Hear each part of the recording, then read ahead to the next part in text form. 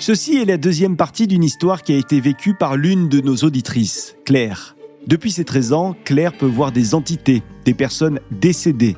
Ces entités viennent la visiter sans raison, a priori. Claire est ce qu'on appelle une passeuse d'âme. Elle aide les âmes à partir et s'élever vers la lumière. L'histoire que je vous raconte se passe il y a environ 20 ans. Autour de Claire, il y a Albert, un ami qui connaît les capacités de Claire à voir des entités. Un beau jour, il la contacte car il souhaite faire l'acquisition d'une maison et il veut naturellement savoir si cette maison est plutôt empreinte d'ondes positives ou si elle est habitée par des entités qui n'auraient pas quitté les lieux. Alors, Claire se déplace jusqu'à cette maison et la rencontre qu'elle va faire va vous laisser sans voix. La Fabrique Audio présente La Petite Histoire. www.lafabriqueaudio.com. Salut tout le monde, je suis Florent Mounier et c'est moi qui vais vous narrer cette histoire que Sébastien Girard a mixée pour vous. Aujourd'hui, c'est donc une histoire un petit peu glaçante, celle de Claire qui nous a envoyé un mail, contact@lafabriqueaudio.com pour faire comme Claire, pour nous raconter vous aussi ce qui peut vous arriver. En tout cas, c'est une histoire qu'elle a elle-même vécue, histoire en 2 parties. On vous a proposé la première partie il y a quelques jours. Voici la deuxième partie de cette petite histoire de Claire, la passeuse d'âme, auditrice de la petite histoire. La vraie question n'est pas qui je suis, mais plutôt où je suis. Nous sommes donc dans la potentielle future maison d'Albert. Nous sommes 3 dans cette maison. Albert, Claire et l'agente immobilière qui fait visiter le bien. Nous sommes 3, c'est bien ce qu'on verra.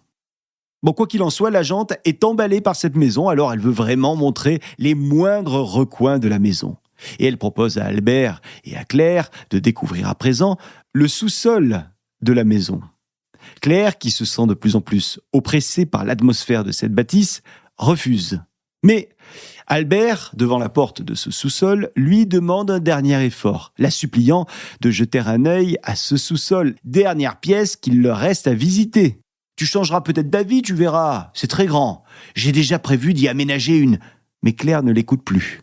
Elle se trouve devant la petite porte bleue qui mène au sous-sol et elle est absolument tétanisée. L'agente immobilière et Albert sont déjà en bas de l'escalier et ils discutent. Depuis le haut de l'escalier, Claire les observe tout en pensant qu'elle ne va jamais réussir à descendre. Sa respiration n'est plus qu'un mince filet. À présent, Claire grelotte.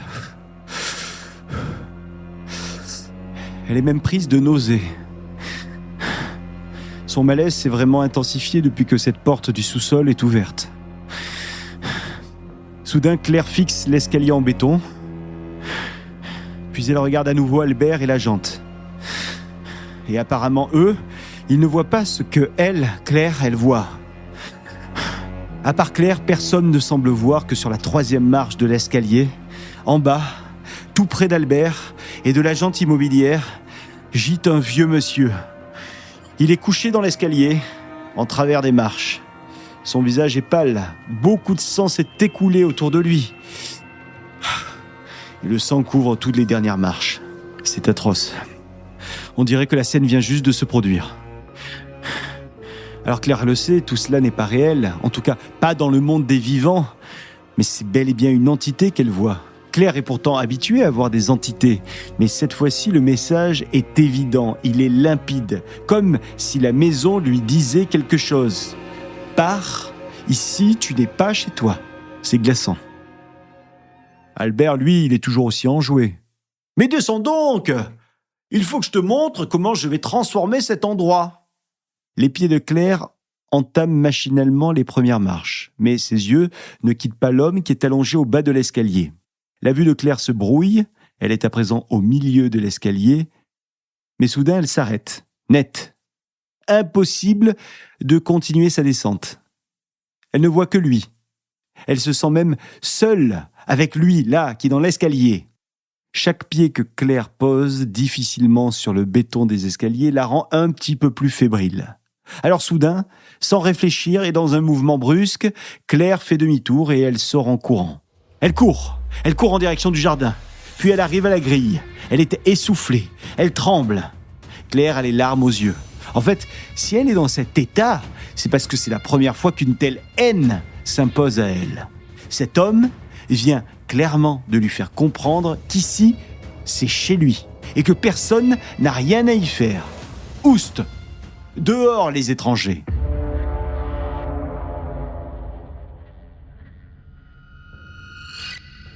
Claire est désormais en train de reprendre doucement ses esprits, si je puis dire, adossée à sa voiture, lorsqu'elle voit soudain arriver Albert et l'agente immobilière. Albert se confond en excuses devant l'agente immobilière et commence à justifier le départ de Claire en disant qu'elle est sujette à des malaises. L'agente dit qu'elle comprend. Elle répond même qu'elle aussi, elle connaît ça. Donc, elle sait ce que c'est.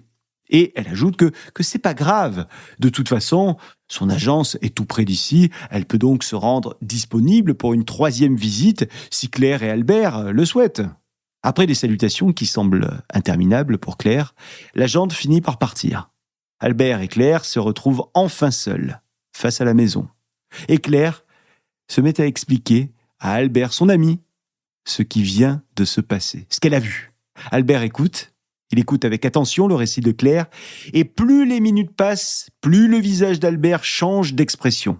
À la fin du récit de Claire, Albert est forcément désemparé, et tellement déçu. Il demande à Claire « T'es sûr que tu ne te trompes pas ?» Il ajoute que cette maison était vraiment la maison de ses rêves, qu'elle correspondait en tout point à ce qu'il recherchait. Quelle déception pour Albert. Bon, il n'en veut pas à Claire, il la remercie pour sa sincérité, et tous deux repartent chacun de leur côté. Alors vous imaginez bien qu'Albert, il va mener sa petite enquête ensuite, il ne va pas pouvoir en rester là. Bien sûr, il y a les ressentis de son ami, mais il y a aussi ce qu'il a ressenti lui, et ce qu'il a perçu de cette maison. C'est uniquement des choses positives. Alors 2 jours plus tard, il part rencontrer la professionnelle de l'immobilier pour lui raconter ce qu'a vu Claire. Celle-ci écoute l'histoire avec attention, un sourire en coin, puis elle finit par rire à gorge déployée, jugeant complètement insensés les propos de Claire. Selon elle, les anciens propriétaires sont un couple charmant qui veut vendre cette maison pour s'installer près de la Méditerranée. Rien de tout ce que Claire raconte finalement. Albert vient donc avec cette histoire, cette conversation vers son amie, Claire, quelques jours plus tard, laquelle est étonnée. Pour Claire, c'est tout simplement impossible ce que raconte l'agente immobilière. L'ancien propriétaire est forcément un vieux monsieur, celui qu'elle a vu dans les escaliers. Monsieur qui serait selon elle décédé en tombant dans l'escalier qui mène au sous-sol. Et l'histoire en reste là pour le moment. Je dis pour le moment parce que Albert, il n'a pas dit son dernier mot. 3 semaines plus tard, Albert rappelle Claire en lui disant qu'il a continué à mener son enquête de son côté. Et il lui annonce d'un ton assuré que cette fois c'est sûr, il n'achètera pas cette maison. Sa décision est prise. Et il ajoute « T'avais raison ». Albert est en fait allé voir un autre agent immobilier pour lui demander l'historique de cette maison à la vente. Et ce qu'il a appris l'a complètement retourné. La maison, en fait, aurait appartenu à un monsieur âgé, un veuf.